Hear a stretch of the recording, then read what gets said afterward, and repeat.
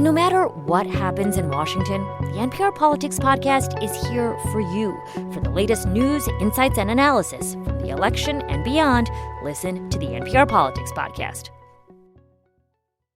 From the WGLT Newsroom, I'm Lindsay Jones. School dropout rates have started to rebound in the years after the COVID-19 pandemic, but they remain high in Bloomington's District 87. The district's dropout rate is over twice the state average. Assistant Superintendent Nicole Rummel says learning loss during COVID-19 helped worsen it. Students were in junior high at that time. There's some online learning. They come to the high school. They have some bad habits that they need to break. Once a student gets behind in credit, it's really hard for them to get caught up. Rummel says the district is doing more to support the new class of freshmen to help keep them in school. And those in the Bloomington Normal restaurant industry are mourning the loss of one of their biggest champions, Larry Carius. He died Friday at the age of 82. Carius created the Bloomington Normal Restaurant Scene Facebook page with 43,000 followers.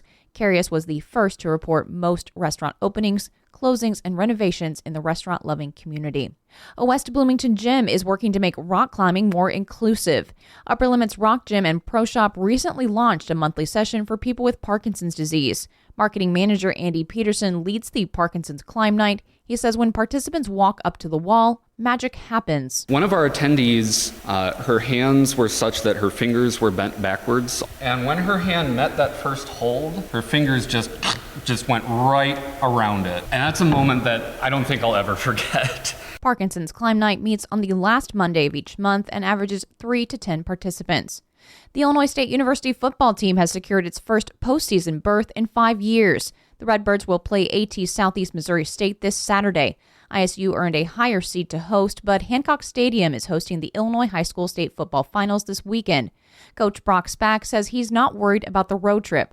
ISU won its last 5 games away from Hancock Stadium this season. That's no big deal for us. It's fun to go on the road and play, and we could, care less about all that stuff, to be honest with you. Spack says the high school football finals are a great way to showcase the university to students and families from across the state. I'm Lindsay. No matter what happens in Washington, the NPR Politics Podcast is here for you. For the latest news, insights, and analysis from the election and beyond, listen to the NPR Politics Podcast.